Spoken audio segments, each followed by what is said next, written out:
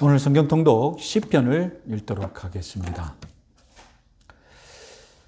시편 책 이름은 이 시편이라는 책 이름은 주전 100년경에 외경 마카비서를 보면 다윗의 책들이라는 제목으로 소개되어 있습니다. 그러니까 그때까지는 시편이라는 제목이 확정되지 않은 것입니다.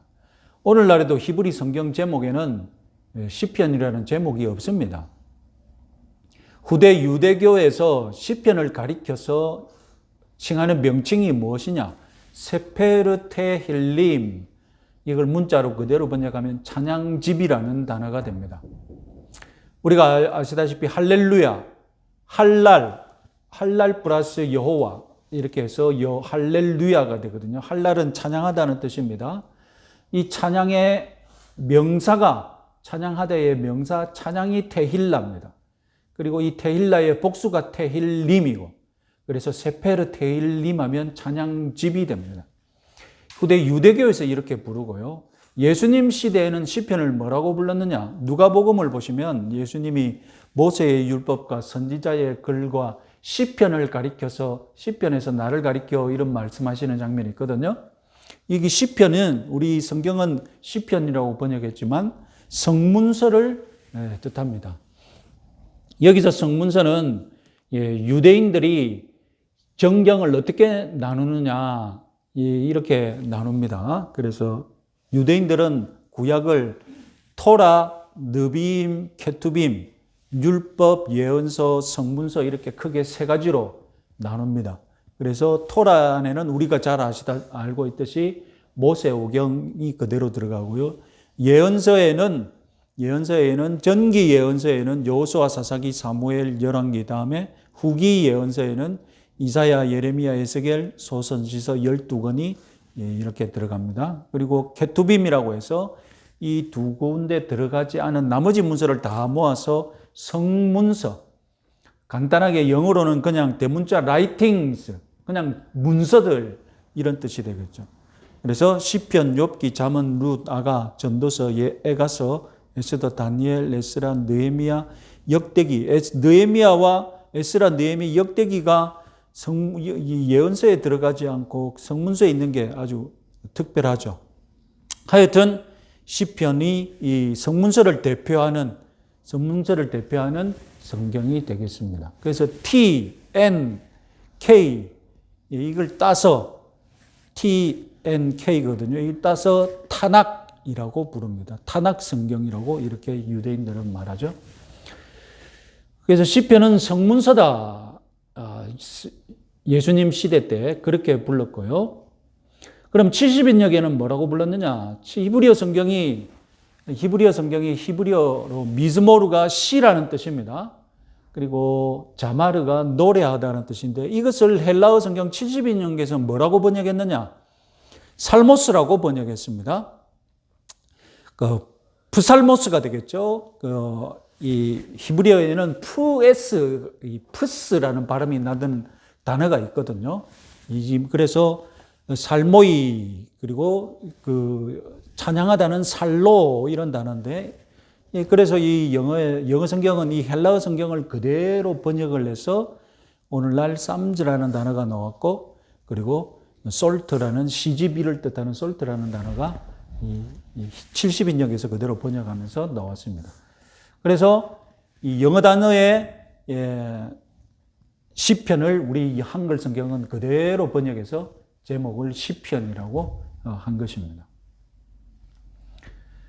시편의 사본들은 전에도 한번 말씀드린 적이 있죠. 맛소라 사본이 있을 것이고요. 맛소라 학자들이 모음과 발음 강약 표시를 하여서 주 10세기경에 완성한 사본이 맛소라 사본입니다. 그리고 70인역이 있을 것이고, 주전 2세기경에 구약 성경을 헬라어로 번역한 것이죠. 신약 성경은 이 70인역을 인용하고 있죠. 그래서 오늘날 남아있는 최고의 사본, 가장 오래된 사본은 주 4, 5세기경에 기록된 사본이 남아있습니다. 그리고 마지막으로 사해 사본이 1947년 가장 최근에 발견된 쿰난 동굴에서 발견이 되었죠. 그래서 연구 결과를 해보니까 주 50년대에 제작된 사본입니다. 가장 오래된 사본이 되겠죠. 주후 50년대라면. 그런데 비교를 해보니까 맛소라 사본과 거의 차이가 없다는 것이 발견이 되었습니다. 오늘 우리가 읽고 있는 시편은 최종적으로 언제 완성이 되었느냐? 아마 포로기한 이후에 재건된 레위인들, 성전 봉사자들, 포로기한 이후에 성전이 다시 재건되어 있지 않습니까?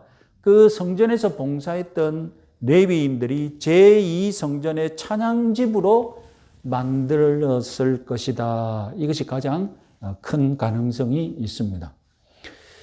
그래서 성경 자체에 시편이 어떻게 만들어지는지 증거를 한번 찾아보면요. 사무엘하 22장 전체가 다윗의 찬양입니다. 그런데 이 다윗의 찬양이 시편 18편에 그대로 반복이 되고 있죠. 그래서 대표적으로 우리 이거 한번 읽어보겠습니다. 1절 3절 사무엘하 1장 22장 1절 3절 여호와께서 다윗의 모든 원수의 손과 사울의 손에서 구원하신 그날에 다윗이 이 노래의 말씀으로 여호와께 아뢰어 이르되 여호와는 나의 반석이요 나의 요새시요 나를 위하여 나를 건지시는 자시요 내가 피할 나의 반석의 하나님이시요 나의 방패시요 나의 구원의 뿌리시요 나의 높은 망대시라 그에게 피할 나의 피난처시요 나의 구원자시라 나를 폭력에서 구원하셨도다. 이것은 다윗이 실제로 역사 속에서 찬양한 것이고, 그런데 이 찬양이 시편에 그대로 보존되어 있는 것, 이것이 시편이 어떻게 역사 속에서 실제로 있었던 노래이며 그리고 보존되었는지 이제 보여주는 예가 되겠습니다. 또 하나 더 있죠. 역대상 15장 16절에 언약궤가 예루살렘으로 이전될 때 이렇게 다윗이 찬양합니다. 같이 한번 읽어보겠습니다.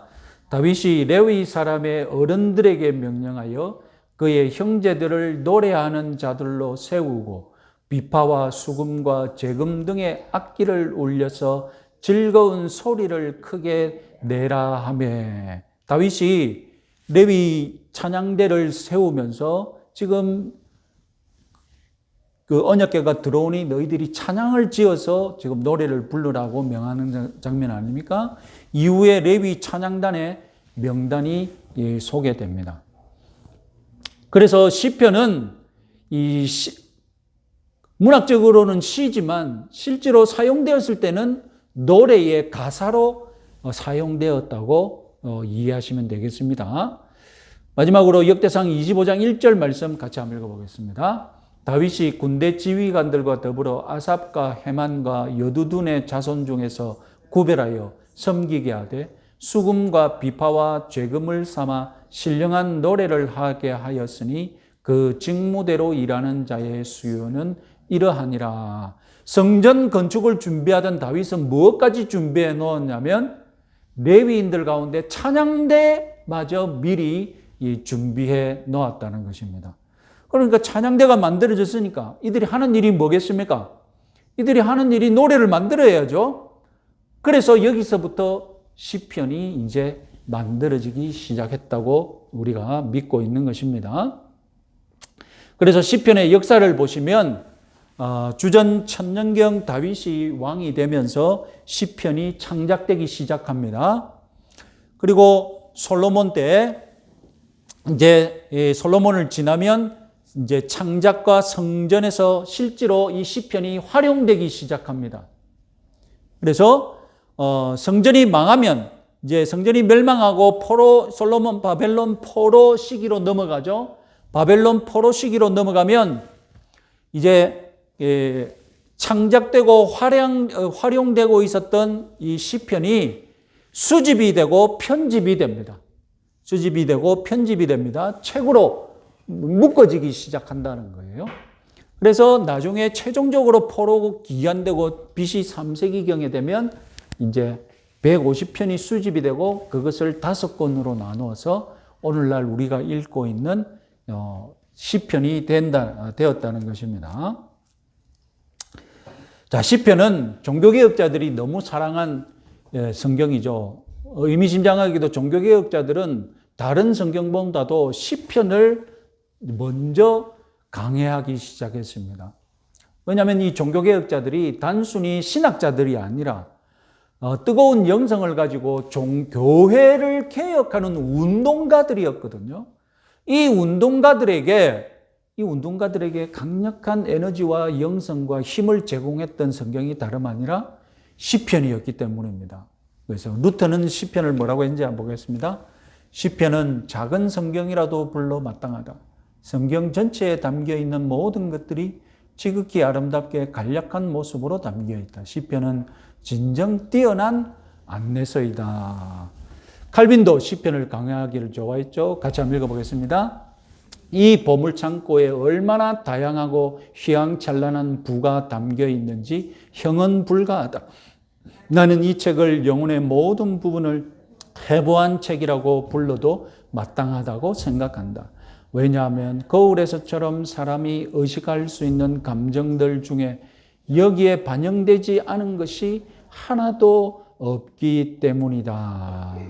그래서 오늘날 우리가 신앙생활을 하고 있는 그 감정들, 겪는 그 모든 체험들, 마음에서 일어나는 문제들, 시편에 다 있는 줄 아시고 시편을 읽을 때마다 은혜를 같이 나누기를 바랍니다.